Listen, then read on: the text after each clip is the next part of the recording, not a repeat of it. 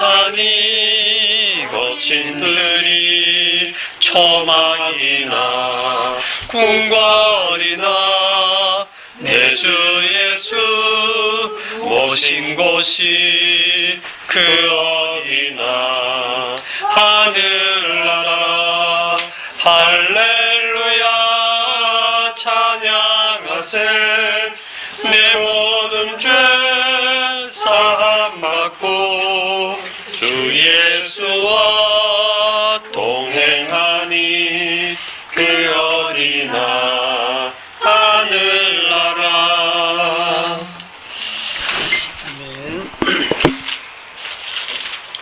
출애굽기 62강 진동하는 땅이란 제목으로 본문 말씀은 출애굽기 19장 16절로 25절까지 교독을 하겠습니다. 출애굽기 19장 16절로 25절까지 제가 먼저 읽습니다.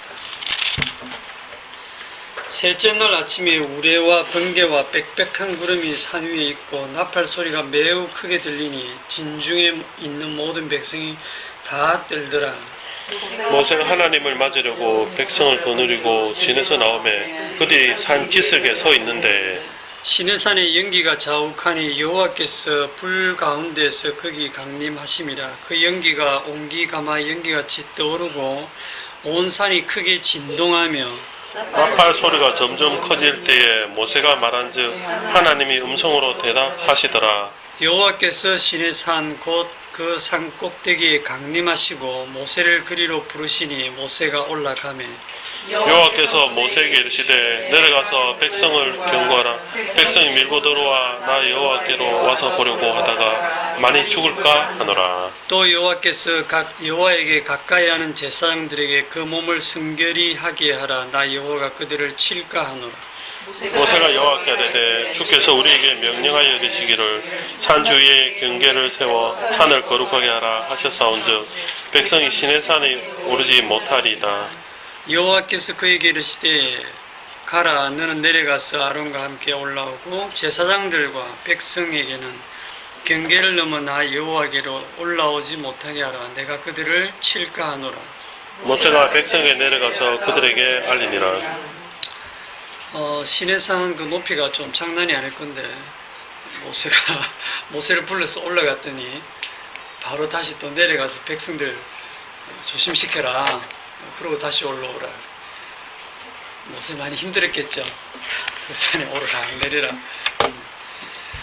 백성들이 그 하나님이 어떻게 생겼는가 궁금해가지고 그냥 진짜 연예인을 보려고 사람들이 모여들듯이 밀고 들어와서 보려고 하다가 많이 죽을까 하노라. 그걸 조심시키지 않으면 정말 많은 백성들이 죽을 수 있다라고 모세를 통해서 한 번 더 주의시키라고 다시 내려 보내는 그런 내용인데, 오늘은 요 셋째 날 아침에 16절 셋째 날 아침에 하는 요 셋째 날에 대해서 조금 더 상세하게 들여다보겠습니다. 10절에 보면 여호와께서 모세에게 이르시되 너는 백성에게로 가서 오늘과 내일 그들을 성결하게 하며 그들에게 옷을 빨게 하고 준비하게 하여 셋째 날을 기다리게 하라. 이는 셋째 날에 나 여호와가 온 백성의 목전에서 시내산에 강림할 것이니 이랬거든요. 그러니까 여호와 하나님의 강림을 앞두고 지금 오늘과 내일을 잘 준비해서 셋째 날을 기다리라. 오늘 당장 강림하시면 안 될까요? 하나님은 뭔가 다른 스케줄이 잡혀 있어서 셋째 날 오신다고 한 걸까요? 아니면 백성이 뭐 진짜 준비가 안 되고 옷도 마음대로 입고 있어서 그런 걸까요? 왜 오늘과 내일 성결하게 하고 옷을 빨게 하고 그렇게 셋째 날을 준비하라고 시키셨을까요? 저도 그거 모르겠어요. 지난주에 그거 잠깐 얘기했던 것 같은데.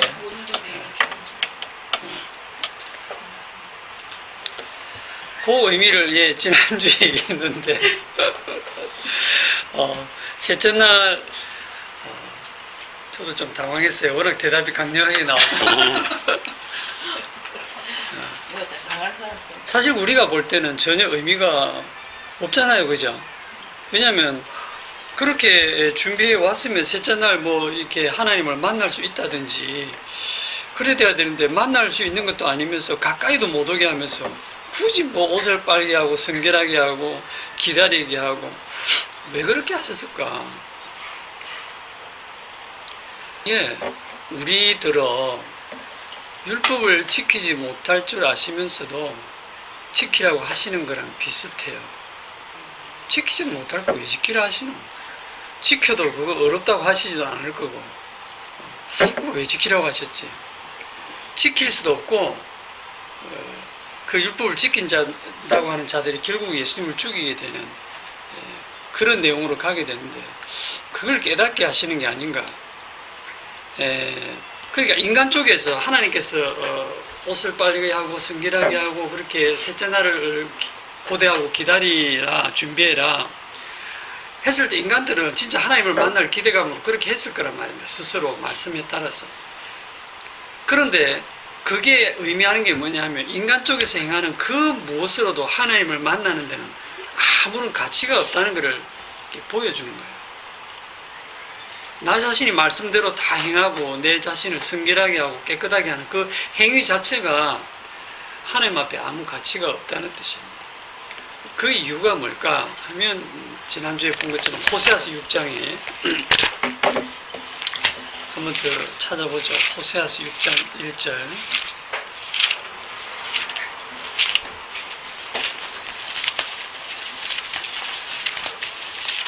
에스겔, 다니엘, 호세아 6장 구약성경 1261쪽에 6장 1절. 오라 우리가 여호와께로 돌아가자. 여호와께서 우리를 찢으셨으나 도로 낫게 하실 것이요 우리를 치셨으나 싸매어 주실 것입니다. 이게 보면 오라 우리가 여호와께로 돌아가자 라고 하니까 그래 우리가 여호와께로 돌아가자라고 생각하기 쉽지만 사실은 이 2절을 잘 보시면 여호와께서 이틀 후에 우리를 살리시며 셋째 날에 우리를 일으키시리니 우리가 그의 앞에 살리라 하는 걸 보면 셋째 날에 하나님 우리를 살리신단 말은 오늘과 내일은 어떻다는 뜻이에요? 죽어 있다는 거예요. 그러니까 죽은 시체들을 보고 오라 우리가 여호와께로 돌아가자 이 말이 안 되잖아요. 그죠? 잘 보면 우리가 행할 수 없는 말씀을 지금 하고 계신 거예요. 오라 우리가 여호와께로 돌아가자. 이틀 후에 우리를 살리시고 셋째 날에 우리를 일으키신다. 그래서 오늘과 내일은 우리가 하나님 앞에 죽은 자라는 뜻이라 했습니다. 우리가 이렇게 멀쩡하게 살아있는데 왜 죽은 자라고 하냐면 선악을 알게 하는 나무의 열매를 먹는 날에는 반드시 죽으리라 그랬잖아요. 그래서 선악을 알게 하는 나무의 열매를 먹는 순간 죽은 자예요. 하나님께 대해서. 이번에 오신 분들하고도 얘기를 했지만 선악을 아는 그 상태가 하나님께는 죽은 자입니다. 인간은 선악의 판단은 누가 합니까? 하나님만이 하시는 거예요. 그런데 인간이 선악과를 먹고 자기가 선악 판단을 한단 말이죠. 그런데 그 선악 판단의 기준이 뭐예요? 항상 자기 기준이에요. 나한테 유리하면 선하고 나한테 해를 끼치면 악으로 판단해 버린다니까요. 그게 모든 인간이 자기 기준이에요. 그래서 그런 사람들이 모이다 보면 그게 이게 기준이 다 충돌하다 보니까 어떤 정도 선에서 합의를 해가지고 사회법을 정하고 국가적으로 국법을 정하고 그렇게 하죠. 그런데 그거 자체도 하나님께는 아무 의미가 없는 거죠. 다 자기 중심이니까. 그렇게 국법을 정해도요, 최종적으로 자기한테 불리하면 그것도 어깁니다. 그 법도. 항상 내 중심이거든요. 그러니까 그가 선하다고 생각해서 하는 일조차도 자기의 유익을 위해서 한 거기 때문에 그 선함이 하나님께 아무런 가치가 없답니다. 죽은 자에게서 나오는 어떠한 행실도 그게 우리가 볼 때 선하게 보이는 행실이든 악하게 보이는 행실이든 통틀어서 그는 악한 자고 죽은 자고 하나님 앞에 죄인입니다. 이 이스라엘 백성들이 시내산에 와서 이런 하나님을 만날 줄은 상상도 못했을 거예요. 그런데 하나님을 만나고 보니까 자기들이 죽은 자라고 하는 게 야 이거 당장 죽겠다 싶을 정도의 그런 분위기가 지금 연출이 되고 있거든요.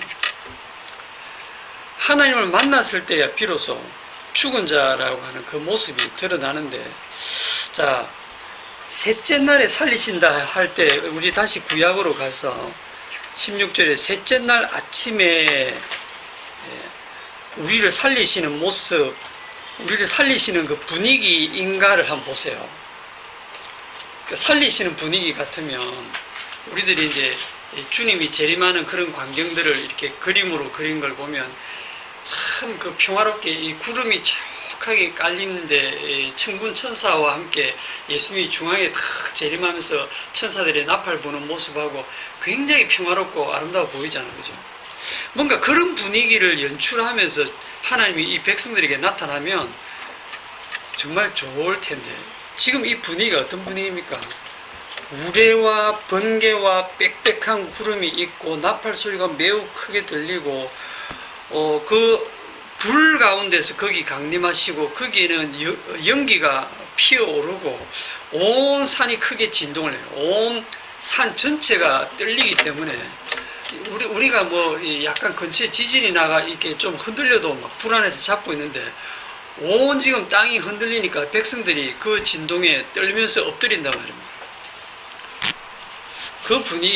그 분위기가 뭔가 하나님 우리를 살리시는 분위기 같아요. 어떤 분위기 같습니까? 뭐 멸망합니까 지금? 그러니까 이 시내산에 강림하시는 이 여호와의 모습이 이스라엘 백성들이 아마 하나님 만나면 어떨 거라고 상상했던 그 상상과는 완전히 다른 모습일 거예요. 이 모습이 이 어른이 찾아오시는데 뭐 양손에 선물 잔뜩 들고 미소 지으면서 오시면 우리에게 뭔가 선물 주시나 보다 이렇게 기대하겠지만, 이거는 어른이 인상 팍 쓰고 그냥 분위기 험악한데 몽둥이 들고 오면, 환한 표정으로 오면 이 지금 분위기가 그런 분위기잖아요. 완전 심판하는 분위기잖아요.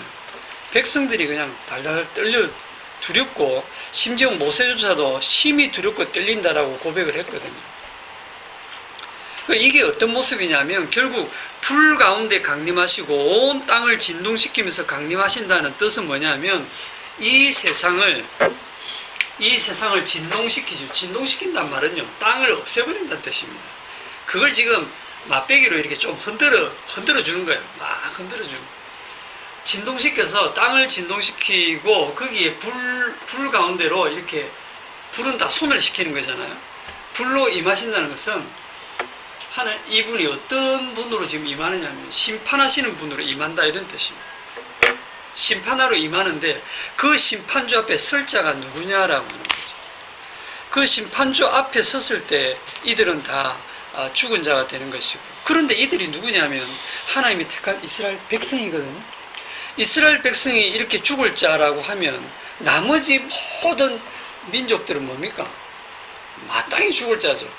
그런데 그들에게는 알려주지 않고 하나님께서는 자기 백성들에게만 너희들이 죽어 마땅한 자라는 걸 지금 가르쳐주고 계신 거예요. 그게 은혜거든요. 하나님의 강림은, 이게 이제 다른 의미, 지난주에 제목을 하나님의 강림으로 했기 때문에 오늘 제목을 제가 좀 바꿨는데, 하나님이 강림하신다고 하는 이 자체가 심판주로 임하기 때문에 인간 편의 입장에서 보면 결코 기쁜 소식이 아니에요. 왜냐하면 인간 편에서는 인간 세상의 종말이에요. 세상의 종말을 의미하고 자기가 이때까지 소박하게 살아왔던, 꿈꾸며 살아왔던 그런 모든 꿈도 다 깨어지고 그 삶의 터전이 다 무너지고 인생의 종말, 세상의 종말을 얘기하는 거거든요. 이 하나님의 강림이. 그래서 결코 인간들 입장에서 기쁜 소식이 아니에요. 예수님 재림조차도 우리는 우리가 정말 살기 좋으면 조금 뒤에 재림하시기를 원하고, 정말 살기 힘들면 주님 빨리 재림하셨으면 하는 거, 지가 살기 힘드니까 그런 얘기 나오는 거잖아요. 이사야서 45장 15절에 보시면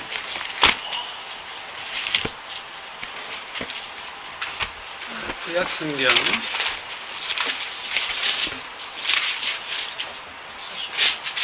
1024쪽에 이사야서 45장 15절, 구원자 이스라엘의 하나님이여 진실로 주는 스스로 숨어 계시는 하나님이시니이다. 하나님은 스스로 숨어 계시는 분이다. 숨어 계시는 분이다. 하나님을 본 사람이 있어요, 없어요? 아무도 없습니다. 왜 없을까요? 보면 죽으니까. 보면 죽으니까요. 하나님 앞에 서면 죄인은 죽습니다. 바로 죽습니다. 찍소리도 못해요. 하나님이 죄인 앞에 나타나서 강림한다는 것은 심판입니다. 죽음입니다. 그래서 하나님은 그냥 숨어 계세요. 그게 어떤 면에서 보면 인간들이 긍휼을 베푸시는 거예요. 죄인 앞에 하나님 나타나시면 다 죽어버리잖아요. 그런 하나님이 지금 시내산에 강림을 하시는데 조금 어떤 장치를 하시는 거예요. 가까이 오지 말게 하고 빽빽한 구름 가운데 모습을 감추시고 강림하신다는 그 자체가 뭐냐면 심판하러 오시는데 지금 심판을 잠시 이렇게 보류하면서 심판하시는 그걸 어떤 구약은 다 샘플이고 맛배기잖아, 그죠? 모형이고 그거를 지금 보여주는 분위기예요. 인간들은요, 자기들이 심판받아 마땅한 죄인이라고 하는 사실을 사실 전혀 모릅니다. 자기들이 심판받아 마땅한 죄인이라는 걸 몰라요. 제가 요즘에 제가 지금 얼굴이 좀 까무잡잡하죠. 이제 햇볕에 나가서 운동을 많이 하고, 이제 집에서 스스로 이제 암을 치료한다고 이렇게 자가 치료를 하고 있는데, 그러면서 이제 참고하고 있는 그 강의 중에서 천년치유센터의 이땡땡 회장님의 이제 강의를 많이 듣는데, 그분 강의가 이제 뭐 인체 건강에 관련한 채소나 과일의 영양학적인 어떤 역할에 대한 그런 강의 내용들은 제가 상당히 공감하고 보고 있는데, 굉장히 귀에 거슬리는 게 뭐냐면 그 강의 중에 늘 하나님 얘기를 해요. 그래서 그분이 누구냐면 그거예요. 제7일 안식일 예수 재림교회, 즉 안식교인입니다. 다 이런 뉴스타트라든지 이런 건강 쪽은 안식교가 거의 다 잡고 있는 것 같은데. 플러스 36. 이 사람 늘 아담 얘기를 해요. 아담이 뭘 먹고 살았을까? 창세기 1장에 하나님이 씨 맺는 채소와 씨 가진 열매 맺는 과목을 먹을 것으로 줬다. 그리고 창세기 3장에도 범죄한 이후에도 너희 먹을 것은 밭의 채소인즉 이렇게 하셨으니까 인간이 먹을 것은 채소와 과일이다. 그런데 아담이 그 채소를 삶아 먹었을까? 그냥 먹었을까? 그냥 먹었단 말이죠. 생채식을 먹고 생과일을 먹었단 말이죠. 우리도 그렇게 돌아가자. 그게 하나님의 법칙이다. 그렇게 살았기 때문에 아담은 930세를 살았다. 그런데 마귀의 꼬임에 넘어가서 채소를 인간들이 삶아 먹기 시작했다. 그래서 모든 이 음식들을 우리가 불에 가열을 해서 먹다 보니까 산화가 돼가지고 그게 칼슘도 산화칼슘이 돼서 우리 몸에 칼슘으로 흡수가 안 되고 스케줄로 다 쌓여서 모든 현대의 병이 만들어졌다. 일리 있는 얘기예요. 그런데 그걸 이제 또 마귀에게 연결시켜요. 그게 다 마귀의 꼬임에 넘어가서 그렇게 시금치를 삶아 먹어서 병이 났다. 그게 죄다. 시금치를 삶아 먹는 게 죄다. 생 씨앗을 먹지 않고 그거를 삶아서 밥을 지어 먹는 게 죄다. 이런 식으로 이제 아주 나가요. 그래서 그분은 굉장히 극단적으로 생채소와 과일을 즙으로만 짜서 먹고, 식사도 영양소를 이제 씨앗을 그걸 또 즙으로 짰어요. 먹고, 일체 다른 육류나 가공식품, 익힌 음식은 일체 안 했어요. 그분 이래 보면 연세는 좀 들어 보여도 굉장히 건강해 보입니다. 그 사람 아마 100세 이상, 어쩌면 200세까지 살지도 몰라요. 그런데 그 사람 얘기를 아무리 들어봐도 항상 얘기는 창세기 1장에서 머물러요. 하나님 얘기와 아담 얘기밖에 없어요. 그 얘기 속에 십자가도 없고 예수님도 없어요. 예수님 이름도 거론이 안 돼요. 그게 안식교 교인에게서 나오는 건강 강의 속에 항상 하나님, 마귀, 아담 그 얘기밖에 없어요. 참 성경을 풀어도 어떻게 저렇게 풀까? 그 부분이 듣기에 굉장히 거북하고 불편해도 그러면서 제가 다른 그 내용들에 대해서는 워낙 아는 게 많아서 제가 참고해서 듣고 있습니다. 창세기 아담처럼 채식하고 채식만 하고 생채식만 하고 익힌 음식 안 먹고 육류 안 먹고 뭐 해로운 계란, 우유 안 먹고 이렇게 살면 오래 살겠죠. 병도 치유되고. 그래서 오래 살면 뭐 하는데요? 죄밖에 더 짓겠습니까? 인간에게서 나오는 죄밖에 없는데 이게 죄가 뭔지를 아예 모르는 거예요. 자기가 죄가 뭔지 모르니까 자기가 죄인 줄도 모르고 심판하러 오신다면 저를 왜 심판하느냐고 저는 말씀대로 살았다. 이런 식으로 나오지 않겠어요? 쟤는 좀 마귀한테 뒤집어지고.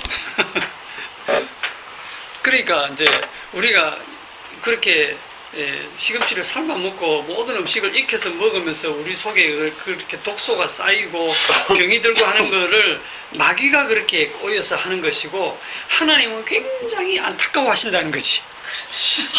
저놈들이 빨리 회개하고 돌아와서 옛날 아담처럼 그렇게 채식을 해야 될 텐데 이렇게 생각하신다는 거지. 웃깁니다.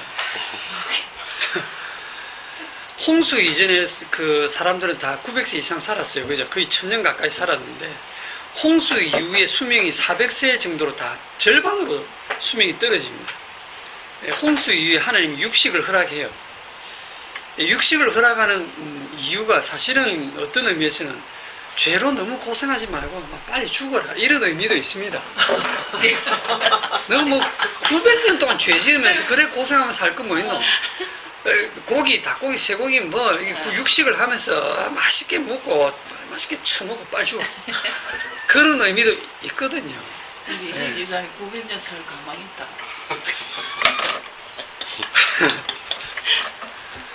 제가 빨리 죽고 싶을 때는 그때부터 이제 육식을 다시 시작합니다. 이제 적당하게 살았다 싶을 때는 이제 지금은 제가 진짜 채식만 하고 있어요.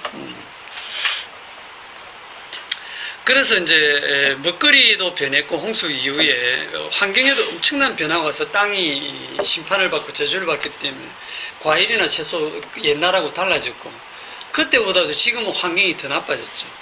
환경이 어마어마하게 나빠졌어요. 그러니까 지금은 과일과 채소도 모양만 과일과 채소지 영양가가 거의 없어요. 그래서 이제 그걸 충분히 먹으려면 접어로 짜서 먹을 수밖에 없는데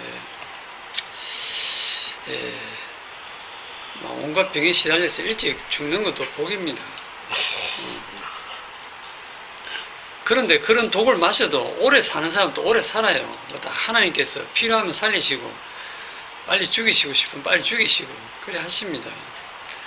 100년을 살든 200년을 살든 하나님 앞에 여전히 죽은 자예요. 그러니까 100년, 200년, 한 500년, 1000년 지나고 나면 그 전에 살았던 인생이라는 건 아무것도 없어요. 꽃이 잠시 피었다가 하루를 살고 시들든 이틀을 살고 시들든 똑같아요. 그건 뭔 의미가 있습니까? 우리가 알아야 될 거는 하나님이 강림하시고 우리는 그 심판대 앞에 설 거라는 거예요. 사람이 한 번 죽는 것은 정한이 있지요. 그 후에는 심판이 있으리라. 그 심판대 앞에 선다는 겁니다. 그 심판대 앞에 섰을 때 뭐로 심판받겠습니까? 하나님의 법으로 심판받죠. 하나님의 말씀이 다 법이거든요. 법으로 심판받습니다.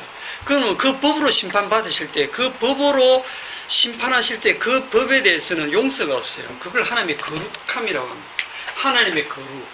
하나님의 거룩은 죄에 대해서 그 법을 어긴 죄에 대해서는 용서가 없는 거예요. 우리 인간 사회에서도 법이 딱 정해지면 그 법을 어겼을 때 어떻게 해야 됩니까? 그 법에 대해서 과태료를 내든지 벌금 내든지 감옥에 가든지 뭐 사형을 당하든지 벌을 받아야 되잖아요. 만약에 벌을 안 받고 판사가 당신이 죄를 지은 건 확실한데 내가 용서한다고 석방하면 그 판사가 벌 받아야 돼요. 법을 어겼기 때문에. 그렇죠. 법은 절대로 어기지면 안 됩니다. 누구는 용서하고 누구는 벌 주고 이래 되면 그건 법이 아니에요. 그러다 보면 그 법 자체가 엉망이 돼버려요. 특히 하나님의 법은요, 천지가 없어져도 1.1획도 없어지지 아니한다 했습니다.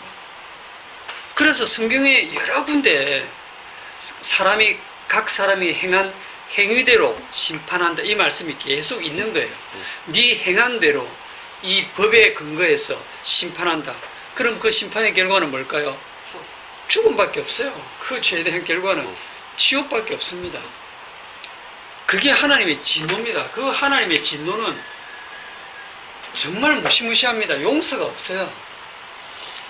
그러면 유일한 길은 없느냐? 있죠. 용서하시는 분이 있죠. 누굽니까? 예수님이 가늠한 여자가 왔을 때 나도 너를 정죄하지 않노라라고 하실 수 있는 이유가 뭡니까? 아니 법대로 하면 죽여야 되는데 왜 예수님은 법을 어기고 그 여자를 용서합니까? 라고 따질 때 예수님은 왜 그렇게 하실 수 있는데요? 그분이 십자가를 지셨거든요. 그분이 십자가에서 그 가늠한 여자의 죄를 이미 대속을 했단 말입니다. 그 여자가 받아야 될 영원한 그 벌을 예수님의 온몸에 받아냈단 말입니다. 이 대속은요, 죄인이 죄인을 대신할 수가 없어요. 죄인은 각자 자기 죄 때문에 죽는 거예요. 죄 없는 분이 죄인의 죄를 대신해서 죽을 때 그 죄가 사해지는 거거든요. 그렇기 때문에 하나님의 아들이 사람이 되셔서 죄 아래로 들어와서 자기 백성의 죄를 지고 십자가에 죽으시고 부활하셔서 주님이 되신 거예요. 주님이 되신 다음에 이분이 죄를 용서할 수 있는 권세가 있는 거예요. 그래서 중풍병자 메고 왔을 때도 네 죄삼을 받았느니라 라고 선언할 수가 있는 거예요. 그거 일방적인 용서가 아닙니다. 값 없는 용서라고 우리가 말하지만 사실 값이 없는 게 아니고 값을 주님 쪽에서 치렀기 때문에 그게 선언될 수 있는 거예요. 이해하시죠? 네. 그게 굉장히 중요한 겁니다. 자, 하나님께서 지금 이 악한 세계를 여전히 이 불심판으로 심판하지 아니하시고 이렇게 시내산에서 잠시 샘플로만 보여주시고 여전히 두고 보시는 이유가 뭐냐? 자, 이 악한 세상 아직도 여전히 하나님이 두고 보시는 이유 중에 우리가 생각나는 게 뭐예요? 언약이죠. 노아 언약을 가봅시다. 창세기 8장 20절.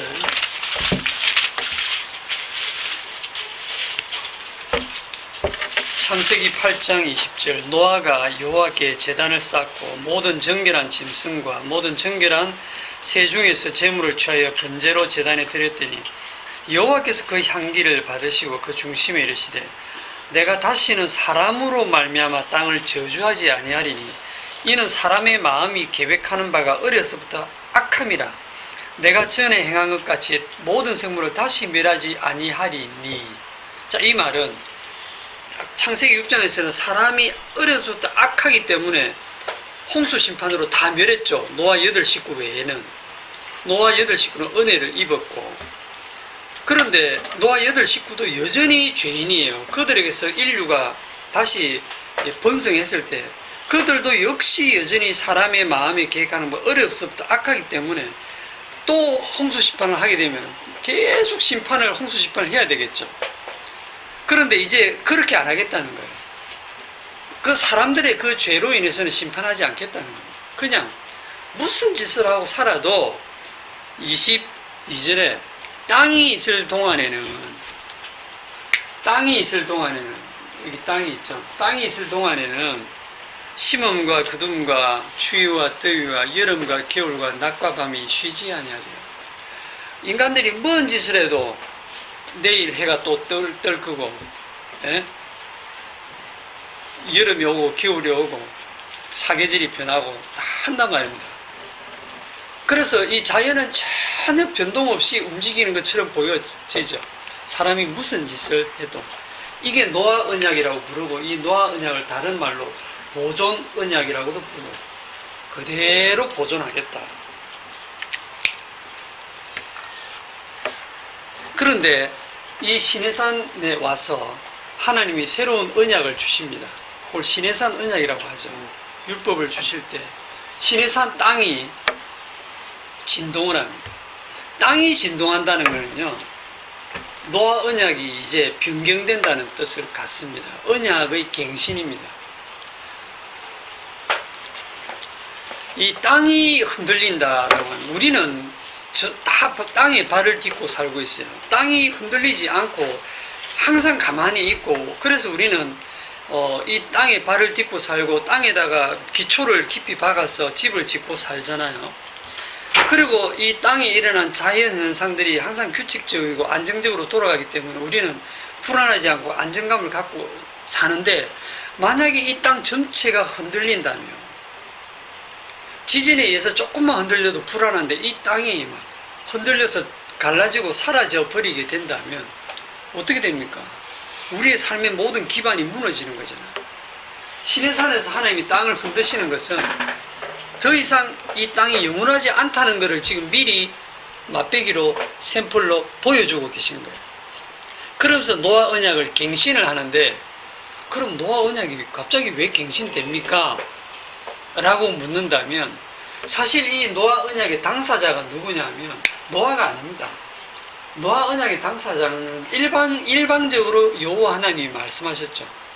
여호와 하나님이 지금 제단에 그 드려지는 그 제물의 향기를 받으시고 그 중심에 이르시되 내가 이렇게 하겠다라고 하지 노아한테 한 말이 아니에요.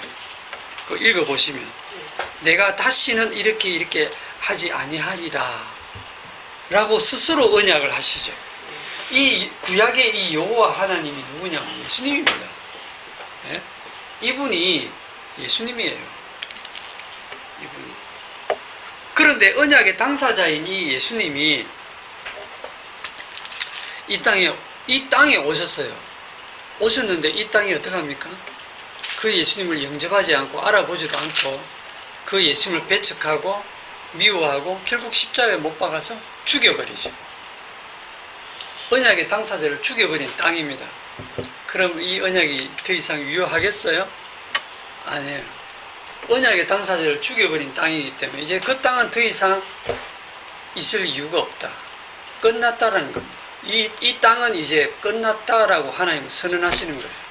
시내산의 그 땅의 진동을 통해서 그 언약이 완성될 때까지 잠시 보류하고 있을 뿐이라는 거예요. 베드로후서 3장에 가봅시다. 이미 끝난 것인데 우리도 죽을 것인데 그 죽음을 보류하고 있는 것처럼 베드로후서 3장 3절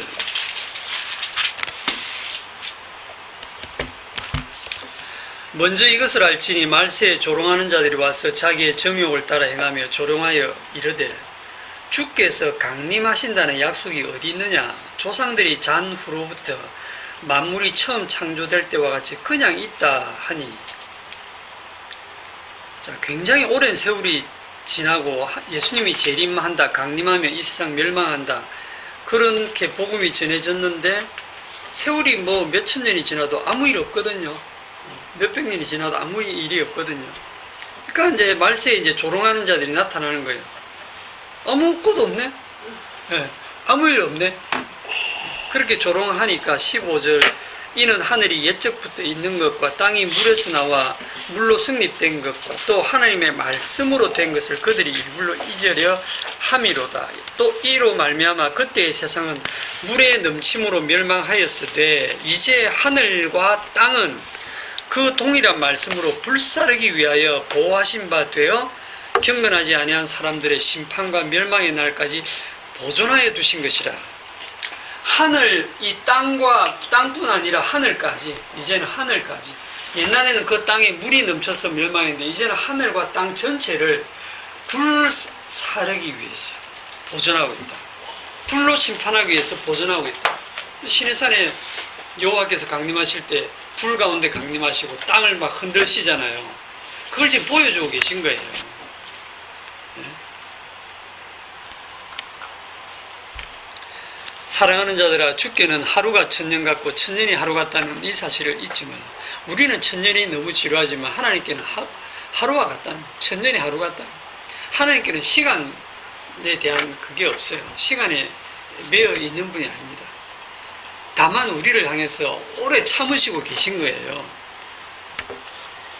자, 이 땅에 이제 예수님이 다시 오시는 그 날, 다시 강림하는 그 날을 재림이라고 하죠.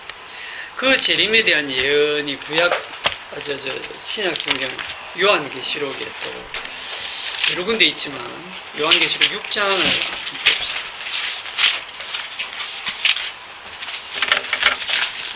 요한계시록 6장 12절. 내가 보니 여섯째 인을 떼실 때에, 거의 마지막 때죠, 큰 지진이 나며 해가 검은 틀로 짠 상복같이 검어지고 달은 온통 피같이 되며 하늘의 별들이 무화과 나무가 대풍에 흔들려 쓰리건 열매가 떨어지는 같이 땅에 떨어지며 하늘이는 두루마리가 말리는 것 같이 떠나가고 각 산과 섬이 제자리에서 옮겨지며. 이게 다 무슨 뜻입니까? 주님이 재림할 때 큰 지진이란 말은 땅이 흔들려서 갈라지면서 땅이 사라지면서 해와 달과 별들이 다 떨어진다. 자연세계가 다 무너지는 거죠. 우리가 영원할 줄 알았던 그 자연세계, 우리가 발 딛고 사는 그 공간이 다 무너진다는 거예요. 해와 달과 별들이 사라진다는 것은 시간도 종말이라는 거예요. 15절에 땅의 임금들과 왕족들과 장군들과 부자들과 강한 자들과 모든 종과 자유인이 굴과 산들의 바위 틈에 숨어 산들과 바위에게 말하되 우리 위에 떨어져 보좌에 앉으신 이의 얼굴에서 와 그 어린 양의 진노에서 우리를 가리라. 그들의 진노의 큰 날이 이르렀으니 누가 능히 쓰리요 하더라. 이 진노의 큰 날, 이 날이 셋째 날입니다.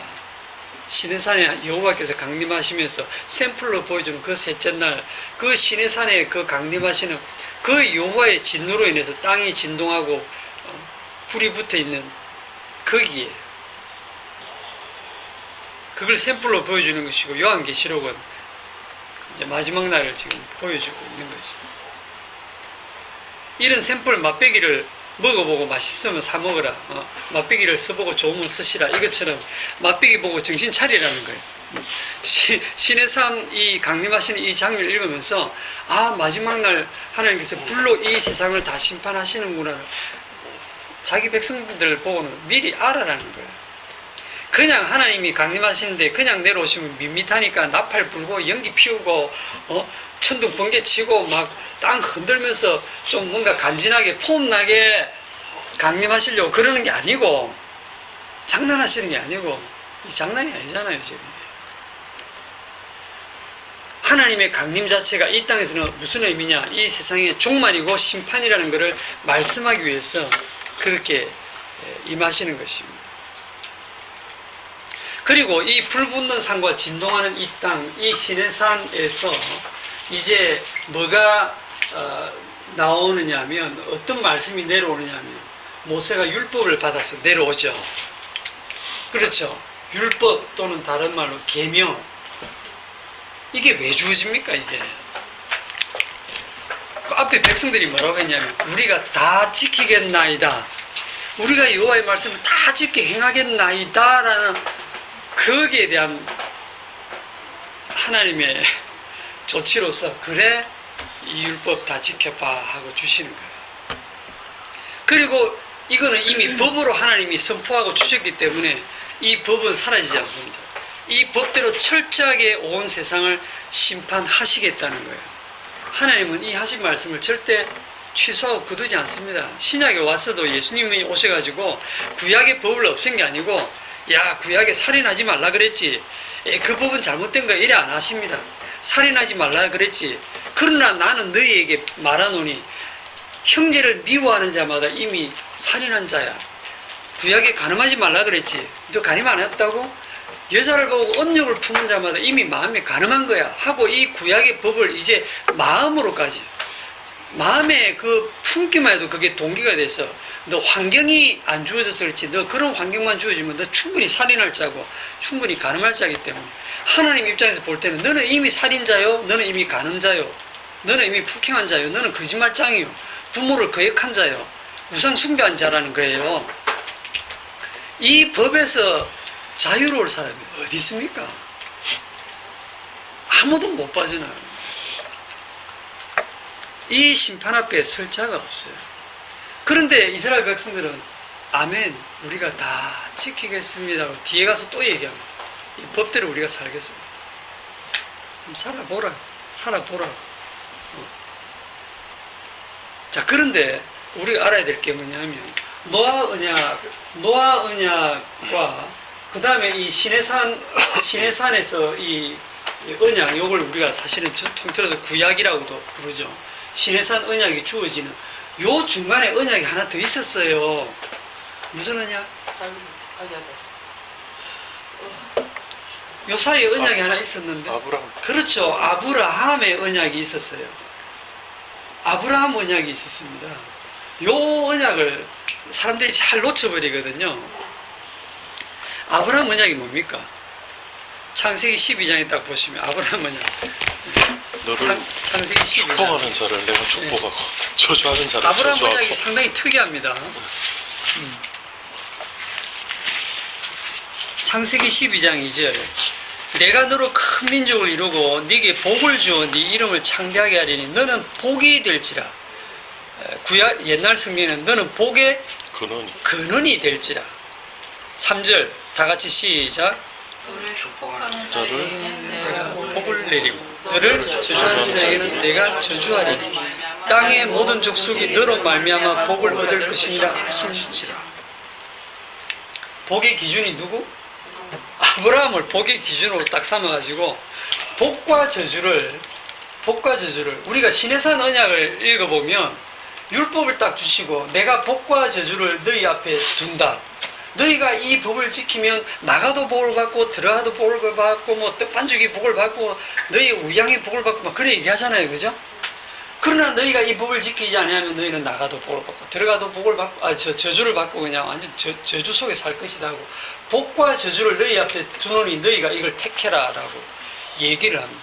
그런데 이 복과 저주의 기준이 시내산 언약은 율법인데 그 이전에 뭐가 있으냐면 아브라함 언약이 있었어요. 그 아브라함 언약의 내용이 뭐냐면 아브라함을 복의 기준으로 딱 세우면 이 한 사람을 복의 기준으로 딱 세워놓고 요 사람을 하나님이 딱 기준으로 세워놓고 너한테 축복하는 자는 내가 복을 내리고 너를 저주하는 자는 내가 저주하리라 이렇게 말씀하십니다. 하나님이 노아 언약 때 이후로 인간의 행위는 안 봅니다. 안 보는데 뭘 보느냐니까 아브라함한테 잘하나 못하나 그거 본다는 거예요. 그래서 아브라함이 애굽에 내려갔을 때 바로왕한테 가서 아브라함이 거짓말 치고 자기 마누라한테 너무 이쁘니까 이거 내 부인이라 그러면 진짜 그냥 자기를 죽이고 뺏어갈까봐 내 동생이에요? 여동생이에요? 사촌 여동생이니까 거짓말도 아닌 것 같이 실제로 사촌 여동생으로 맞잖아. 결혼했으니까 그냥 그런 말도 안 하고 내 동생이에요. 부인이란 말은 안 하고 슬쩍 그렇게 해서 바로가 아무 거리낌 없이 데려갔잖아요. 그날 밤에 어찌 됐습니까? 거짓말한 아브라함은 잠 푹 자고 마누라 팔아먹은 아브라함은 바로왕으로부터 모든 이 선물을 받고 바로만 그날 밤에 시급통 사잖아요. 밤새 하나님께 얻어 터지잖아요. 그러고 나서 정신 버쩍 차리게 바로가 아브라함을 불렀어. 네가 왜 나한테 거짓말했냐. 그러고는 다 주죠. 자기 부인 돌려주고 줬던 거 안 뺏고 거기다 더 우양과 소를 줘가지고 아브라함이 그로 해서 엄청난 부자가 돼서 돌아오거든요. 거짓말이야 부자 되네요. 이거를요 윤리 도덕적으로 풀면 답 없어요. 왜 아니 거짓말을 아브라함이 했는데 왜 하나님이 바로를 벌을 줍니까? 바로가 잘못한 게 없는데 바로가 잘못한 거는 아브라함의 아내를 뺏었기 때문이에요. 거짓말 했든 뭐든 그건 상관없어요. 누구든지 아브라함한테 해꾸지가 되면 저주받고 아브라함한테 잘하면 복받아요. 그걸 기준으로 세웠다니까. 그게 하나님의 아브라함 언약이라니까요. 이게 그게 마음에 안 드시면 여러분이 하나님 하시든지. 그런데 이 아브라함 언약이 어디로 이어지느냐 하면 이 아브라함 언약이 이제 이삭으로 이어져요. 이삭에게 이제 잘하는 자는 복을 받고 이삭을 저주하는 자는 저주받게 되고 이 이삭에게서 야곱으로 이어지죠. 이 야곱이 나중에 민족이 돼서 이스라엘 민족이 되죠. 이스라엘 민족에게 복을 비는 자는 복을 받고 이스라엘 민족에게 저주하는 저주받는 시기 돼요. 그래서 이 이스라엘 민족이 가나안 땅에 들었을 때 이스라엘을 공격하는 자는 하나님이 멸해버리시는 거예요. 이스라엘을 뭐 축복하고 이스라엘한테 막 화친하는 그 몰래 거짓말을 했으라도 화친하는 자 그 부족은 살려주고 이스라엘을 기준으로 삼은 거예요. 그런데 이 아브라함, 이삭, 야곱으로 이어져서 쭉 내려올 때 이 언약이 어떻게 변하느냐 하면, 어떻게 더 구체화되느냐 하면, 창세기 22장 18절에 보면 네 씨로 말미암아 천하 만민이 복을 받으리니, 그러고 씨가 됩니다. 씨. 너의 씨로 말미암아 그 씨가 복의 근원이 된다라고 해요. 이 씨가 누구냐면 갈라디아서 3장 16절에 여럿을 가르쳐 네 자손이라 하지 아니하고 오직 하나를 가르쳐 네 자손 네 씨라 했으니 곧 예수 그리스도라 그랬어요. 이 씨가 아브라함, 이삭, 야곱 해가지고 쭉 해서 나중에 이 족보를 따라 나신 분이 누굽니까? 예수 그리스도. 그 한 사람이 따라가 보니까 예수 그리스도였어요. 예수 그리스도 한 분이 복의 기준인 거예요.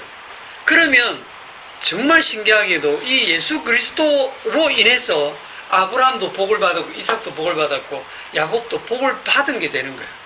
소급해가지고 조상들이 후손 때문에 복을 받은 거야. 이게 하나님이 하시는 일이에요. 그래서 예수님이 복의 기준이 됩니다. 갈라디아서 3장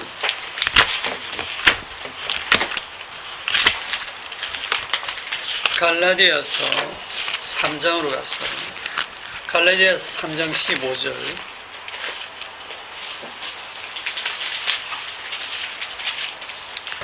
갈라디아서 3장 15절 형제들아 내가 사람의 예대로 말하노니 사람의 언약이라도 정한 후에는 아무도 패하거나 더하거나 하지 못하느니라. 이 약속들은 아브라함과 그 자손에게 말씀하신 것인데 여럿을 가리켜 그 자손들이라 하지 아니하고 오직 한 사람을 가리켜 네 자손이라 하였으니 곧 그리스도라. 내가 이것을 말하노니 하나님께서 미리 정하신 언약, 무슨 언약이죠 이게? 아브라함 언약. 즉 예수 그리스도로 말미암아 복과 저주가 나누어진다는 언약이에요. 그 언약을, 그게 미리 정하신 언약인데 이게 430년 후에 생긴 율법, 시내산 언약이 폐기하지 못하고 그 약속을 헛되게 하지 못하리라. 이게 분명히 기록되어 있는데도 사람들이 이걸 왜 모를까요? 만일 그 유업이 율법에서 난 것이며 약속에서 난 것이 아니리라. 그러나 하나님이 약속으로 말미암아 아브라함에게 주신 것이라. 그런즉 율법은 무엇이냐? 범법함으로 인하여 더하여진 것이라. 천사들을 통하여 한 중보자의 손으로 베푸신 것인데 모세를 통해서 베풀었죠. 약속하신 자손이 오시기까지 있을 것이라. 약속하신 예수 그리스도가 오실 때까지만 그렇게. 왜 이 율법을 준 이유는 이걸 복과 그 저주를 했을 때 누구도 이 율법을 지켜서 복받을 자가 없다는 걸 알아라고 주신 거예요. 그렇죠? 그래서 이걸 정말 깨달으면 이거를 버리고 어디로 오냐 하면 한 사람 예수 그리스도에게로 와야 되는 거예요. 20절에 그 중보자는 한 편만 위한 자가 아니나 하나님은 한 분이시니라. 자, 중보자는 사람과 하나님 사이의 중보자가 되기 때문에 하나님 편, 사람 편, 하나님 쪽도 돼야 되고 사람 쪽도 돼야 되는데 모세는 그냥 사람이죠. 그런데 예수님은 사람이면서 하나님이시란 말입니다. 하나님이 사람이 되셨기 때문에 인자 되심으로 말미암아서 진짜 중보자가 되실 수 있었고 21절 그러면 율법이 하나님의 약속들과 반대되는 것이냐? 결코 그럴 수 없느니라. 만일 능히 살게 하는 율법을 주셨더라면 의가 반드시 율법으로 말미암았으리라. 마지막 22절까지 볼게요. 그러나 성경이 모든 것을 죄 아래 가두었으니, 자, 율법을 주심으로 말미암아 죄를 깨닫게 하고 모든 자를 죄 아래 딱 가두어서 이는 예수 그리스도를 믿음으로 말미암는 약속을 믿는 자들에게 주려 하심이라. 이렇게 되어 있습니다. 그래서 복과 저주의 기준은 처음부터 누굽니까? 예수 그리스도예요. 인간들이 자기의 선악 기준으로 행한 자기 행함이 복과 저주의 기준이 아닙니다. 내가 선을 많이 행하면 복받고 악을 행하면 벌받는 그런 구조가 아닙니다. 그럼에도 불구하고 인간들은 선악과를 먹고 나서 그 버릇이 뭐냐면 그래도 내가 잘해야지. 그래도 내가 잘못했을 때 벌받고 내가 잘했을 때 칭찬받고 복을 받고 이게 익숙하거든요. 그러니까 하나님이 딱 어떤 말씀을 주니까 우리가 다 행하겠습니다라고 딱 튀어나오는 거예요. 그래? 그러면 지켜봐 하고 율법을 딱 주신 거예요. 그런 율법을 주시니까 당장 인간들은 뭘 잊어버리냐면 아브라함 언약 싹 다 까먹고 율법에 매달리는 거예요. 내가 율법을 지켜서 내가 당당하게 하나님 앞에 의젓하게 내가 한번 쓰겠다. 이게 마귀입니다. 이게.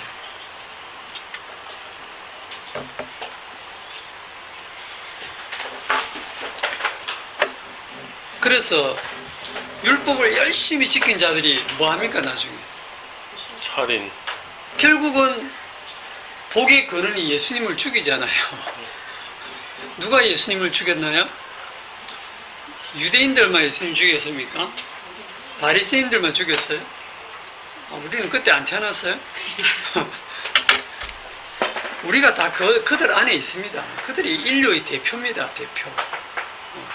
그런데 인간들이 도대체 그 중세 기독교는 유대인들을 굉장히 핍박 많이 했거든요. 십자군 전쟁에 이렇게 가지고 진짜 막 약탈을 하고 많이 죽였습니다. 유대인들을. 왜? 우리 주님을 죽인 나쁜 놈들. 이래가지고. 독일 사람들도 그랬어요. 그렇죠. 자기 죄로 자기들이 죽인 건데 그걸 모른다니까요. 유대인들이 예수님을 죽였는데 그 예수님은 우리가 믿는 주님이다. 우리 주님을 죽인 진짜 나쁜 놈들. 이래갖고 중세에 유대인들이 얼마나 핍박을 받았어요. 유대인들 진짜 핍박 많이 받았죠. 누가 예수님을 저주했느냐. 여기 복과 저주를 보면 그 예수님을 저주합니다. 요한복음 7장 49절에 보면 율법을 알지 못하는 이 무리는 저주를 받은 자로다. 이렇게 바리새인들이 율법을 알지 못하고 율법을 어기는 저 사람은 저주받은 자다라고 저주를 해버려요. 그리고 저주받은 자만 나무에 매달리기 때문에 나무에 딱 달아서 죽여버리는 거예요. 신명기 27장 26절에 무슨 말씀인지 들어보세요. 이 율법의 말씀을 실행하지 아니하는 자는 저주를 받을 것이다 할 것이요 모든 백성은 아멘 할지어다. 이게 구약의 말씀이거든요. 이 구약의 말씀을 듣고 또 이 아브라함 언약이나 그 아브라함 언약의 핵심이 예수 그리스도로 말미암은 그 믿음으로 말미암은 복인데 그거 다 막 까먹고 다시 구약으로 돌아가서 우리는 이 말씀 지켜야 된다고 돌아가는 현대판 그 교인들도 있으니까 참 한심하지. 갈라디아 3장 10절에 보면 무릇 율법 행위에 속한 자들은 저주 아래 있는, 이게 바로 신명기 좀 전에 27장하고 완전히 반대되는 얘기죠. 무릇 율법 행위에 속한 자들은 저주 아래 있나니, 구약에서는 율법을 실행하지 않는 자들은 저주를 받을 것이다. 백성들은 아멘 해라 이랬는데 갈라디아서에 딱 보면 무릇 율법 행위에 속한 자들은 저주 아래 있나니, 기록된 바 누구든지 율법책에 기록된 대로 모든 일을 항상 행하지 아니하는 자는 저주 아래 있는 자라 했어요. 예, 율법 지키려면 지키세요. 다만 100% 하나님처럼 완벽하게 지키세요. 그렇지 아니하면 저주 아래 있는 자다 이 말이에요. 자, 그런데 누가 예수님을 저주했느냐 그러면 좀 재밌는 대목이 있습니다. 마태복음 26장.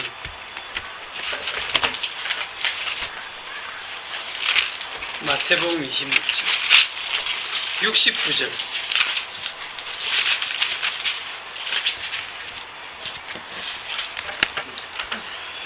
베드로가 바깥들에 앉았더니 한 여종이 나와 이르되 너도 갈릴리 사람 예수와 함께 있었도다 하거늘, 베드로가 모든 사람 앞에서 부인하여 이르되 나는 네가 무슨 말 하는지 알지 못하겠노라 하며 앞문까지 나아가는데 그 자리를 피해서 좀 다른 곳으로 갔어요.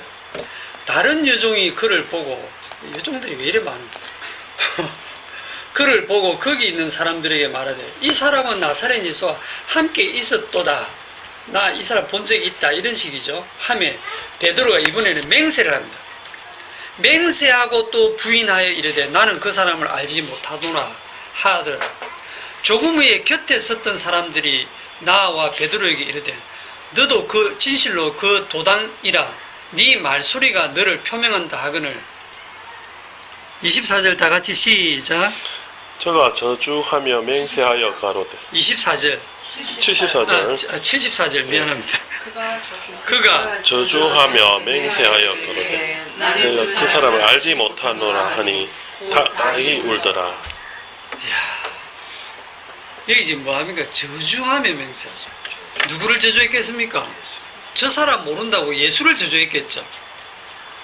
아니, 자기한테 비난하는 그 사람을 저주하는 게 아니에요. 저 사람을 모른다고 맹세를 했는데 또 네가 그와 한패다라고 하니까 예수를 저주를 하는 겁니다. 자기가 그렇게 3년 동안 따라다니면서 수제자로서 그렇게 배웠던 자기 스승 예수님을 저주를 하면서 나는 모른다 라고 부인을 하는 거예요. 이 정도 하면 나 모르는 거 맞지? 하는 식으로 저주를 하는 겁니다. 이에 베드로가 예수의 말씀 닭 울기 전에 네가 3번 나를 부인하리라 하심이 생각나서, 하필 요때 왜 생각나죠? 한 번 부인했을 때 왜 생각 안 납니까? 2번쯤 부인했을 때도 생각날 만한데 저주할 때까지. 딱 3번 저주하면서 부인하면서 3번 부인할 때까지, 즉 주님 말씀대로 네가 오늘 나를 3번 부인하리라. 첫째 한 번만 부인하면 안 돼요. 2번 부인해도 안 되고 3번 딱 부인해야 생각나요. 이게 인간입니다. 말씀대로 된다니까요. 밖에 나가서 심히 통곡하니라. 자, 여러분, 신약 성경에 보면 누구든지 이런 말씀이 있어요. 누구든지 사람 앞에서 나를 부인하면 나도 하늘에 계신 내 아버지 앞에서 그를 부인하리라. 누군지 사람 앞에서 나를 시인하면 나도 하늘에 계신 내 아버지 앞에서 그를 시인할 것이고, 누구든지 사람 앞에서 나를 모른다고 부인하면 나도 하늘에 계신 내 아버지 앞에서 나 저 사람 몰라요 하고 부인하리라 하고 예수님 말씀하셨죠. 여기 다 걸립니다. 지금 베드로가 사람들 앞에서 부인했어요, 시인했어요? 부인해서 뭐 예수 모른다, 나 예수 모른다, 자기 살라고 모른다 부인했습니다. 그리고 구약의 그 언약이 아브라함 언약이라면 누군지 나를 저주하는 자를 저주를 받는다. 딱 걸렸어. 또 저주했어. 저주도 했어. 예수님 모른다 부인했지. 부인만 한 게 아니라 예수님을 저주까지 했지. 자, 그러면 이 언약에 따르면 빼도 박도 못하고 베드로는 저주받아야 돼요, 복을 받아야 돼요? 저주받아야 됩니다. 네, 저주받아 마땅하죠. 법대로 하면. 아니, 시내산 율법대로가 아니고 아브라함 언약대로 해도 저주받아 마땅하죠. 베드로만 그런 줄 아세요? 우리 다 마찬가지입니다. 베드로가 나은 사람 여기 아무도 없어요. 우리가 뭐 사람들 앞에서 필요하면 시인하지만 어떨 때는 모른 척 하잖아요. 어디 가놓고 하면 저기 하잖아요. 예수 믿는데 뭐 복음 들으러 간다, 교회 간다 안 하잖아요. 어디 가나 저기 그냥 그렇게 하잖아요. 그 부인하는 거예요. 예수 믿는다는 거. 어제 누가 묻기를 무교래. 네, 누가 물으면 그래, 나는 무교다. 예수 믿는다 하면 막 이 골치 아파지니까. 노래방에서 도저리는 말 못하겠어. 노래방에서 예수 믿는다 하고 이 유행가 막 부르고 춤추고 해야죠. 한잔 하시면서. 그래야 당신 왜 그러시냐고 묻지. 정신이 있느냐 없느냐. 자, 여러분 궁금하지 않으세요? 지금 아브라함 언약까지도 율법적인 게 문제가 아니라 아브라함의 언약, 즉 예수님을 시인도 안 하고 부인했고 예수님을 저주까지 했는데 이 베드로를 왜 베드로가 용서를 받고 복을 받느냐 이 말입니다. 이걸 알아야죠. 그거는 이거예요. 우리가 지금 아브라함 언약을 잘못 오해하면 너를 축복하는 자를 내가 축복하고 너를 저주하는 자를 내가 저주하리라 이랬잖아요. 이걸 딱 보면 주체가 누굽니까? 축복 누가예요? 너를 축복하는 그 사람, 너를 저주하는 그 사람이 그거죠. 주님이. 그 사람이 주체가 돼 있잖아, 그죠? 그렇게 읽혀져요. 이 언약이. 하나님이 이 말씀을 정말 묘하게 딱 감추어놨어요. 너를 축복하는 자, 너를 저주하는 자. 요 너에다가 예수님을 딱 넣어갖고 예수를 시인하는 자, 예수를 축복하는 자 복을 받고 예수를 믿는 자 복을 주고 구원하고 그렇게 다 읽혀집니다. 주체가 인간이 돼 있잖아요. 이 복의 주체가 복과 저주의 주체가 내가 대상만 잘 골라서 축복하면 복 받고 대상만 잘 보고 내가 저주 안 하면 내가 저주 안 받는구나 이럴 수 있잖아요. 주체가 인간인 것처럼 말씀이 기록되어 있어요. 근데 그 주체가 인간이 아닙니다.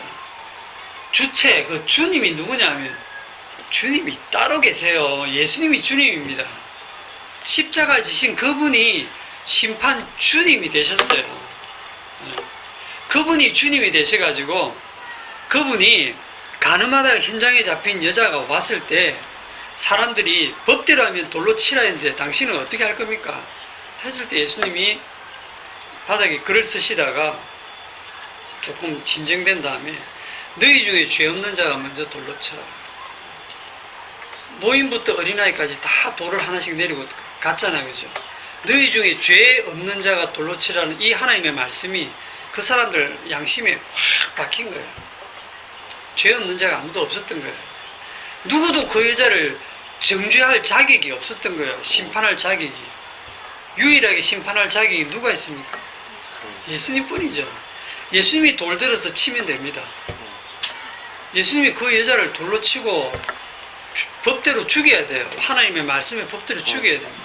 죽여야 되는데 이 예수님이 하나님의 법을 마치 어긴 것처럼 나도 너를 정죄하지 않는다라고 선언해버리죠. 네 죄를 내가 용서한다. 너 정죄하지 않겠다. 왜? 무엇을 근거로? 십자가를 지셨기 때문이잖아요. 값없이 그럴 수는 없는 겁니다. 죄는 그냥 용서되는 게 아니에요. 십자가에서 주님이 그 자신의 흠없는 피로 그 대가를 치렀기 때문에 주님은 너의 죄를 사노라 하실 수 있는 죄사하는 권세가 있으신 거예요. 그분이 정죄하지 않노라 하면 정죄하지 않는 겁니다. 그래서 이 언약의 주체가 바뀌는 거예요. 어떻게 바뀌냐면 너가 축복하는 자가 복을 받고 너가 저주하는 자가 저주받는다. 예수님이 주체가 되는 겁니다.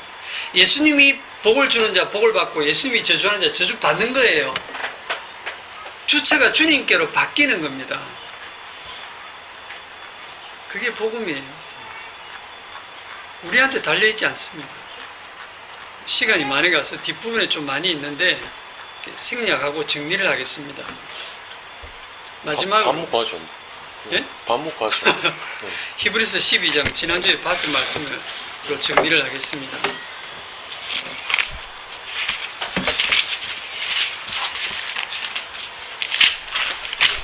히브리서 12장 26절 26절 지난주에도 봤지만 26절에 그때에는 그 소리가 땅을 진동하였거니와. 자, 그때가 언제입니까? 시내산. 시내산이죠. 시내산에서 그 하나님이 강림하셨을 때는 그 하나님이 강림한 그 소리가 땅을 진동하였거니와 이제는 약속하여 이르시되 내가 또한 또 한 번 땅만 아니라 하늘도 진동하리라 하셨느니라. 자, 요 말씀을 딱 보면 그때 땅을 진동한 이유가 나오죠. 그거 맛배기다. 맛배기로 보여줬다는 거죠. 이제는 약속하여 이르시되 내가 또 한 번 땅만 아니라 하늘도 진동하리라 하셨느니라. 이 또 한 번이라 하심은 진동하지 아니하는 것을 영존하게 하기 위하여 진동할 것들, 곧 만드신 것들. 자, 보세요. 만드신 것들, 창조한 것들은 곧 진동할 것들이다 이 말이죠. 진동할 것들은 변동될 것들입니다. 변한다, 진동한다, 흔들린다, 소멸된다, 사라진다 이런 뜻입니다. 심판에 의해서. 그러니까 지금 이 세상 만들어진 이 세상도 정말 기가 막히게 잘 만들어졌는데 이게 하나의 그냥 샘플로 우리를 가르치기 위해서 만들어 놓은 세계일 뿐이고 이게 주님의 언약이 완성되는 날 다 사라져 버린다는 거예요. 이 진동할 것들 곧 만드신 것들이 변동될 것을 나타내심이라. 그러므로 우리가 흔들리지 않는 나라를 받았은즉 그 흔들리지 않는 나라가 하나님의 아들의 나라거든요. 그 하나님의 아들의 나라를 우리가 받았은즉 은혜를 받자. 이로 말미암아 경건함과 두려움으로 하나님을 기쁘게 섬길지니. 그러니까 내가 뭘 하겠다고 까불지 마라 이 말입니다. 우리 하나님은 소멸하는 불이십니다. 그래서 오늘 우리가 이 신해산 강림을 보면서 우리는 뭐를 내다봐야 되느냐 하면 우리가 사는 이 현실 세계가 진짜가 아니고 이게 영원한 것이 아니라 장차 올 그 세계, 우리는 이미 그 세계 속에 살고 있습니다. 그게 어느 날 현실로 이루어질 거예요. 여러분의 살아있는 동안일 수도 있고 여러분이 죽으면 바로 그 세계 속으로 바로 가시는 거예요. 그 흔들리지 않는 나라를 소망하면서 사는 저와 여러분이 되기를 바랍니다. 기도합시다. 하나님 아버지, 우리가 발을 딛고 살고 있는 이 땅이 영원하지 않다고 하는 것을 오늘 신해산 강림하시는 그 장면을 통해서 보여줍니다. 땅은 진동할 것이고 이제 하늘도 진동할 것이며 하나님의 불로 하늘과 땅이 다 불타 없어질 것을 말씀을 통해서 보여주고 계십니다. 그렇기 때문에 우리가 이 땅에 살면서 정말 헛된 그런 계획이나 목표를 두고 그런 것에 마음을 뺏기지 않게 하시고 장차 오는 그 세상을 바라보고 이 세상을 살아갈 때에 참으로 나그네처럼 가볍게 이 세상을 살아갈 수 있는 우리 성도들이 되게 하여 주옵소서. 예수님의 이름으로 기도드립니다. 아멘. 수고하셨습니다.